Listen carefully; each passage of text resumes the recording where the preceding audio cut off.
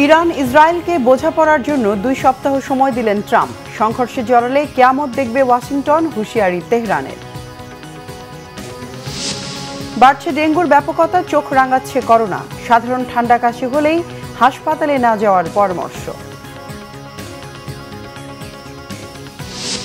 চালের বাজার আবারও অস্থির, কেজিতে বেড়েছে 4 থেকে 5 টাকা। মাছের দাম চড়া, মুরগি ও সবজিতে কিছুটা স্বস্তি।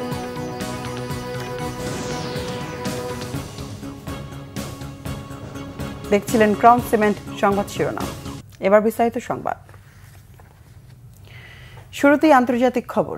ইরানের বিরুদ্ধে সামরিক ব্যবস্থার বিষয়ে আগামী 2 সপ্তাহের মধ্যে সিদ্ধান্তের কথা জানিয়েছেন মার্কিন প্রেসিডেন্ট ডোনাল্ড ট্রাম্প। যুক্তরাষ্ট্র সংঘাতে জড়ালে মধ্যপ্রাচ্যে কিয়ামত পরিস্থিতি সৃষ্টির সতর্কবার্তা দিয়েছে ইরান। এদিকে টানা 8ম দিনেও চলছে ইরান ইসরায়েল পাল্টাপাল্টি হামলা।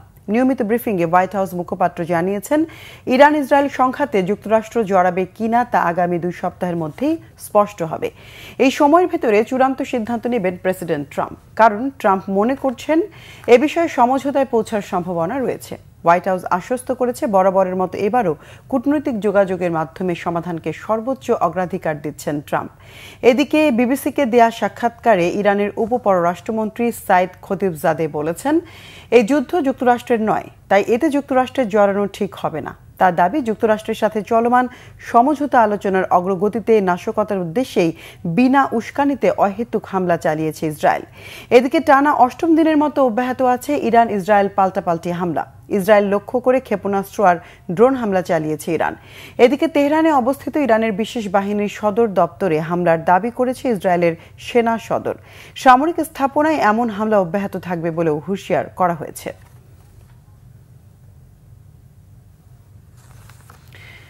ঢাকা সহ সারা দেশে বাড়ছে ডেঙ্গু রোগীর সংখ্যা, সেই সাথে চোখ রাঙাচ্ছে করোনার সংক্রমণ। গত দিনের তুলনায় শুক্রবার রাজধানীর মুগদা মেডিকেল কলেজ হাসপাতালে ডেঙ্গু রোগী ভর্তির সংখ্যা বেড়েছে। ঢাকায় রোগীর পাশাপাশি দেশের বিভিন্ন অঞ্চল থেকেও মুগদা হাসপাতালে অনেক রোগী ভর্তি হয়েছেন। ঢাকার বাইরে ডেঙ্গুর উন্নত সেবা না পাওয়ায় ঢাকার হাসপাতালগুলোতে রোগী পাঠানো হচ্ছে বলে জানান রোগীদের স্বজনেরা। রোগী বাড়তে থাকায় আলাদা ডেঙ্গু ওয়ার্ডে রোগীর চিকিৎসা দেয়া হচ্ছে। এদিকে স্বাস্থ্য অধিদপ্তরের তথ্য মতে করোনা ভাইরাসের প্রকোপও ধীরে ধীরে বাড়ছে। হাসপাতাল সংশ্লিষ্টরা বলছেন, প্রতিদিনই করোনা টেস্টের সংখ্যা বাড়লেও হাসপাতালে ভর্তি রোগী নেই। সংক্রমণ রোধে স্বাস্থ্যবিধি মানার পাশাপাশি সাধারণ ঠান্ডা কাশি হলেই হাসপাতালে না যাওয়ার পরামর্শ তাদের।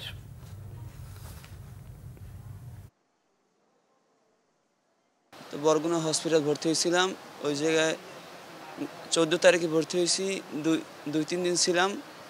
তারপর বরিশাল আমার রেফার করছে, ওই জায়গায় 1 রাত ছিলাম। তারপরে রক্তের কমে যাওয়ার কারণে তারপর আবার এই কিছুক্ষণ আগে কালকে রাত্রে আমি বরিশাল এই জায়গায় আসছি ঢাকা।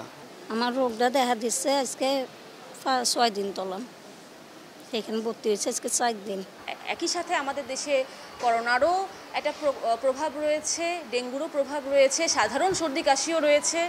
সুতরাং কারণ এই সিজনটাতে সাধারণ সর্দি কাশির প্রভাবও আছে। তো সব মিলিয়ে খুব বেশি আতঙ্কিত না, মানে সাধারণ আমরা যেরকম পাই তার থেকে হয়তো কয়েকজন বেশি পাচ্ছি, খুব একটা বেশি আমরা পাইনি এবং খুব খারাপ রোগীও আমরা এখনো ওভাবে পাইনি।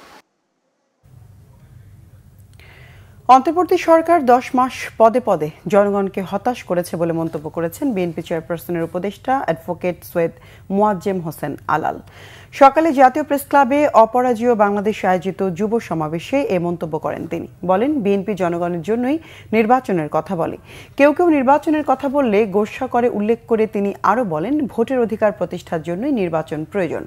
এ সময় সরকারের আওয়ামী দোসরদের পুনর্বাসন করার চেষ্টা করছে অভিযোগ করে আলাল বলেন, প্রশাসনের বিভিন্ন পর্যায় থেকে ফ্যাসিবাদের দোসরদের অপসারণ না করলে বিএনপি তাদের তালিকা প্রকাশ করবে। 10 মাসও প্রায় শেষ হওয়ার পথে আপনারা তেমন কিছু জনগণকে দেখাতে পারেননি, হতাশ করেছেন মানুষকে পদে পদে। আমরা জনগণের পাশে আছি বলেই নির্বাচনের কথা বলি। নির্বাচনের কথা বললে আপনারা গোস্বা করেন, এই গোস্বা করাটা তো ঠিক না। যেখানে খুশি সেখানে সেই ফ্যাসিবাদের দোসরদের পুনর্বাসন করার চেষ্টা করছেন। সুতরাং সাবধান হয়ে যান, আমাদেরকে যেন সেই শ্বেতপত্র প্রকাশ করতে না হয়, আমাদেরকে যেন সেই তালিকা দিতে না হয়। পার্বত্য চট্টগ্রাম শান্তি চুক্তি থেকে এখন পর্যন্ত যেসব ঘটনাবলী ঘটেছে তা বের করার জন্য একটি জাতিসংঘ ফ্যাক্ট ফাইন্ডিং মিশন গঠনের প্রস্তাব করেছেন টিআইবির নির্বাহী পরিচালক ডক্টর ইফতেখারুজ্জামান। রাজধানীতে আদিবাসী ফোরাম আয়োজিত আলোচনা সভায় এই প্রস্তাব করেন তিনি। এর পাশাপাশি পার্বত্য শান্তি চুক্তি বাস্তবায়নে অন্তর্বর্তী সরকারকে একটি পথ নির্দেশ দেওয়ার আহ্বান জানান তিনি। ডক্টর ইফতেখারুজ্জামান বলেন, শান্তি চুক্তি বাস্তবায়নের বিষয়টি সব দলের নির্বাচনী ম্যানিফেস্টোতে উল্লেখ করতে হবে। আদিবাসীদের নিয়ে বৈষম্য থাকলে বৈষম্য বিরোধী বাংলাদেশ গঠন সম্ভব হবে না বলে মনে করেন তিনি। বলেন, অনেকের বাধার কারণে আদিবাসীদের বিষয়টি সংবিধান সংস্কার কমিশনে রাখা সম্ভব হয়নি। তবে অন্যভাবে আদিবাসীদের বিষয়গুলো সরকারের কাছে উপস্থাপনের চেষ্টা করা হচ্ছে বলেও জানান তিনি। আবারও বেড়েছে চালের দাম। ইরি বোরোর নতুন চাল আসার পর দাম কিছুটা কমলেও ফের অস্থির চালের বাজার। কোনো কারণ ছাড়াই ঈদের পর থেকে সব চালেরই দাম বেড়েছে কেজিতে 4 থেকে 5 টাকা পর্যন্ত। সবচেয়ে বেশি দাম বেড়েছে মিনিকেট চালে। দাম বাড়ার জন্য মিল মালিক ও কর্পোরেট কোম্পানিগুলোকে দায়ী করেন খুচরা ব্যবসায়ীরা। সেই সাথে 2 সপ্তাহের ব্যবধানে কেজিতে 10 থেকে 20 টাকা পর্যন্ত বেড়েছে আদা, রসুন ও পেঁয়াজের দাম, চড়া মাছের দামও। তবে কিছুটা স্বস্তি মিলছে মুরগি ও সবজির বাজারে। প্রতি কেজি ব্রয়লার মিলছে 150 টাকা, 30 থেকে 40 টাকার মধ্যে মিলছে বেশিরভাগ সবজি। এদিকে আগের দামে বিক্রি হচ্ছে তেল, চিনি, ডাল, আটা সহ অন্যান্য নিত্যপণ্য। উজান থেকে নেমে আসা পাহাড়ি ঢলে ফেনীর মুহুরী নদীর বাঁধ ভেঙে প্লাবিত হয়েছে লোকালয়। বৃহস্পতিবার রাতে ফুলগাজীর মুহুরী নদীর উত্তর বড়ইয়া এলাকায় বাঁধ ভেঙে যায়। এতে তলিয়ে গেছে দক্ষিণ বড়ইয়া, বিজয়পুর, বসন্তপুর, ফতেপুর এবং বশিকপুর সহ আশপাশের বেশ কিছু এলাকা। স্থানীয়রা জানান, বাড়িঘরে পানি ঢুকে পড়ায় বন্ধ হয়ে গেছে রান্নাবান্না সহ দৈনন্দিন কাজ। নিরাপদ আশ্রয় খুঁজে নিয়েছেন অনেকেই। ফেনী পানি উন্নয়ন বোর্ডের নির্বাহী প্রকৌশলী আক্তার হোসেন মজুমদার জানান, মুহুরী নদীর পানি বিপদসীমা নিচ দিয়ে গেলেও বাঁধের বিভিন্ন জায়গা ঝুঁকিপূর্ণ অবস্থায়। ফিলিস্তিনের গাজায় অন্তত 92 ফিলিস্তিনিকে হত্যা করেছে ইসরায়েলি বাহিনী। বৃহস্পতিবার ভোর থেকে শুক্রবার ভোর পর্যন্ত এসব হামলা চালানো হয়। নিহতদের মধ্যে 64 জন গাজা সিটি ও উত্তরাঞ্চলের বাসিন্দা। বাকি 16 জন নেতজারিম করিডোরের কাছে ত্রাণের জন্য অপেক্ষারত অবস্থায় ইসরায়েলি সেনাদের গুলিতে নিহত হন। এ নিয়ে ভূখণ্ডটিতে নিহত ফিলিস্তিনির সংখ্যা 55,000 ছাড়িয়েছে। আহত হয়েছে লাখেরও বেশি ফিলিস্তিনি। গাজায় খাদ্য সংকট চরম আকার ধারণ করেছে। প্রতিদিনই নেতজারিম করিডোরে ত্রাণের জন্য জড়ো হচ্ছেন ক্ষুধার্ত ফিলিস্তিনিরা। এই করিডোরে যুক্তরাষ্ট্র ও ইসরায়েল সমর্থিত বিতর্কিত গাজা হিউম্যানিটারিয়ান ফাউন্ডেশন ত্রাণ সরবরাহ করে থাকে। তবে এই ফাউন্ডেশন ত্রাণকে যুদ্ধের অস্ত্র হিসেবে ব্যবহার করছে বলে নিন্দা জানিয়েছে জাতিসংঘ।